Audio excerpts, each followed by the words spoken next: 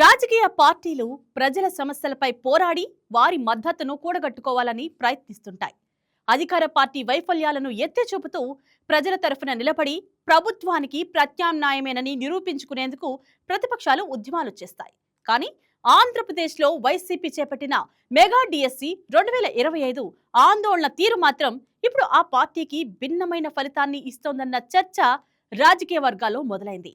ప్రభుత్వాన్ని ఇరుకున పెట్టేందుకు చేపట్టిన ఉద్యమం చివరకు కొత్తగా ఉద్యోగాలు పొందిన ఉపాధ్యాయులు వారి కుటుంబాల ఆగ్రహానికి కారణమవుతోందనే విశ్లేషణ వినిపిస్తుంది.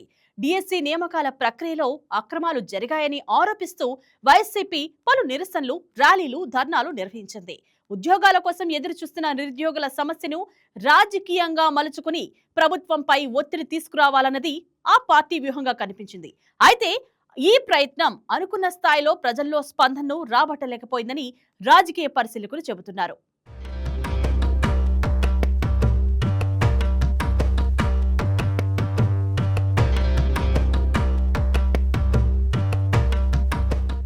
ఉపాధ్యాయ ఉద్యోగాల కోసం ఏళ్ల తరబడి లక్షలాది మంది అభ్యర్థులు సిద్ధం అవుతుంటారు. పరీక్షలకు సన్నద్ధం అవుతూ రాత్రింబవళ్లు చదువుతారు. కుటుంబ పరిస్థితులను పక్కనబెట్టి కోచింగులు తీసుకుంటారు. చివరకు పరీక్ష రాసి మెరిట్ ఆధారంగా ఉద్యోగం సాధించడం వారికి జీవితంలోనే అత్యంత కీలకమైన ఘట్టం. మెగా డిఎస్సి 2025 ప్రక్రియలో దాదాపు 16,347 మంది ఉపాధ్యాయ ఉద్యోగాలు పొందిన నేపథ్యంలో ఈ నియామకాలపై వైసీపీ చేసిన ఆరోపణలు ఎంపికైన అభ్యర్థులు తీవ్ర అసంతృప్తికి దారితీశాయని తెలుస్తోంది. తాము ఎలాంటి అక్రమాలకు పాల్పడకుండా పరీక్ష రాసి తమ ప్రతిభ ఆధారంగా ఉద్యోగాలు సాధించామని చెప్తున్న అభ్యర్థులు మొత్తం నియామక ప్రక్రియని అనుమానాస్పదంగా చిత్రీకరించడాన్ని తీవ్రంగా వ్యతిరేకిస్తున్నారు. అక్కడే వైసీపీ వ్యూహం బెడిసికొట్టిందన్న వాదన వినిపిస్తోంది. ఉద్యోగాలు రాని అభ్యర్థుల్లోని అసంతృప్తిని ప్రభుత్వానికి వ్యతిరేకంగా మార్చాలని ప్రయత్నిస్తే ఉద్యోగాలు సాధించిన వేలాది కుటుంబాల నుంచి మరో రకమైన ప్రతిస్పందన ఎదురవుతోందని రాజకీయ వర్గాలు విశ్లేషిస్తున్నాయి. డిఎస్సి నియామకాల్లో ఎంపికైన ఉపాధ్యాయులే ఇప్పుడు వైసీపీ ఆరోపణలకు సమాధానంగా రోడ్డెక్కడం చర్చనీయాంశంగా మారింది. విజయవాడ, కర్నూలు వంటి ప్రాంతాల్లో కొత్తగా ఉద్యోగాలు పొందిన ఉపాధ్యాయులు పెద్ద సంఖ్యలో ర్యాలీలు నిర్వహిస్తూ తమ ఆత్మగౌరవాన్ని కాపాడుకోవాల్సిన పరిస్థితి వచ్చిందని ఆవేదన వ్యక్తం చేస్తున్నారు. తమకు కేవలం రాజకీయ ఆరోపణల్లో భాగంగా ఉపయోగించుకోవద్దనని వారు స్పష్టం చేస్తున్నారు. తాము సాధించిన మార్కులు, మెరిట్, పరీక్షా విధానం వంటి అంశాలను ప్రజల ముందు ఉంచుతూ తమ నియామకాల్లో అక్రమాలు జరిగాయనే ఆరోపణలకు ఆధారాలు చూపించాలని డిమాండ్ చేస్తున్నారు.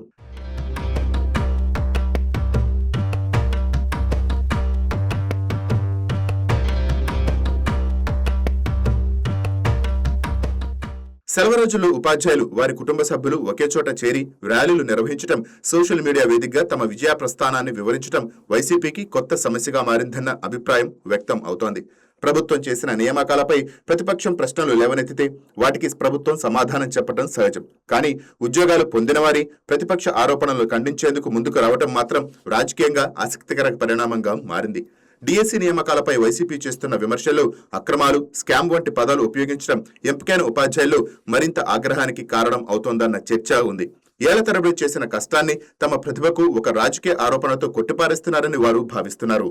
ఒక ఉద్యోగం కోసం పోటీపడే అభ్యర్థుల సంఖ్య ఎక్కువగా ఉన్న సమయంలో మెరిట్ ఆధారంగా ఎంపిక కావడం సాధారణ విషయం కాదు. పరీక్షల్లో మంచి మార్కులు సాధించి నియామక ప్రక్రియలో విజయం సాధించిన తర్వాత కూడా తమ ఉద్యోగాలను అనుమానాస్పదంగా చూపించే ప్రయత్నం జరుగుతోందని కొత్త ఉపాధ్యాయులు అభ్యంతరం వ్యక్తం చేస్తున్నారు. ఇదే అంశం ఇప్పుడు రాజకీయ చర్చగా మారుతోంది. ప్రభుత్వం తీసుకున్న నిర్ణయాన్ని విమర్శించాలంటే దానికి ఆధారాలు ఉండాలి. ఆరోపణలు చేస్తే వాటిని నిరూపించాల్సిన బాధ్యత కూడా ఉంటుందనే విషయాన్ని ప్రతిపక్ష పార్టీలు గుర్తుంచుకోవాలని రాజకీయ విశ్లేషకులు చెప్తున్నారు.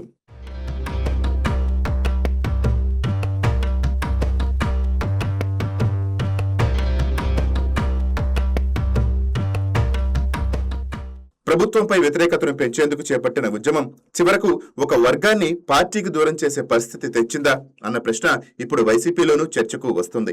నిరుద్యోగుల సమస్యను తమకు అనుకూలంగా మలుచుకోవాలన్న ప్రయత్నంలో ఉద్యోగాలు సాధించిన ఉపాధ్యాయుల ఆగ్రహాన్ని పార్టీ ఎదుర్కొంటోందన్న విమర్శలు వినిపిస్తున్నాయి. ఇది కేవలం 16,000 మందికి సంబంధించిన విషయం మాత్రమే కాదని, ఒక్కో ఉద్యోగం వెనుక ఒక కుటుంబం ఉంటుందని, ఆ కుటుంబ సభ్యులందరూ రాజకీయ పరిణామాలు గమనిస్తారని విశ్లేషకులు అంటున్నారు.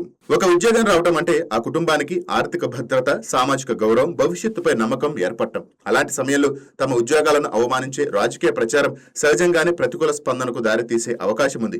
ప్రజాస్వామ్యంలో ప్రతిపక్ష పార్టీకి ప్రభుత్వాన్ని ప్రశ్నించే హక్కు మాత్రమే కాదు, బాధ్యత కూడా ఉంది. అవినీతి, అక్రమాలు, అవకతవకలు జరిగితే వాటిని ఆధారాలతో బయటపెట్టడం, బాధ్యత తరపున పోరాటం ప్రతిపక్షాల ప్రధాన పాత్ర. అయితే ప్రతి ప్రభుత్వ నిర్ణయాన్ని రాజకీయ వ్యతిరేక కోణంలోనే చూడటం వల్ల ప్రజల్లో విశ్వసనీయత దెబ్బతినే ప్రమాదము ఉంటుంది. డిఎస్సి వ్యవహారం కూడా అలాంటి రాజకీయ పాఠమే చెప్తోందన్న అభిప్రాయం వ్యక్తం అవుతోంది. నిరుద్యోగుల సమస్యను లేవనెత్తడం తప్పు కాదు, కానీ ఆ సమస్యను పరిష్కరించే దిశగా పోరాటానికి బదులు ఇప్పటికే ఉద్యోగాలు సాధించిన అభ్యర్థుల విజయాన్ని అనుమానాస్పదంగా చిత్రీకరిస్తే అదే వర్గం నుంచి ప్రతిఘటన ఎదురయ్యే అవకాశము ఉంటుంది.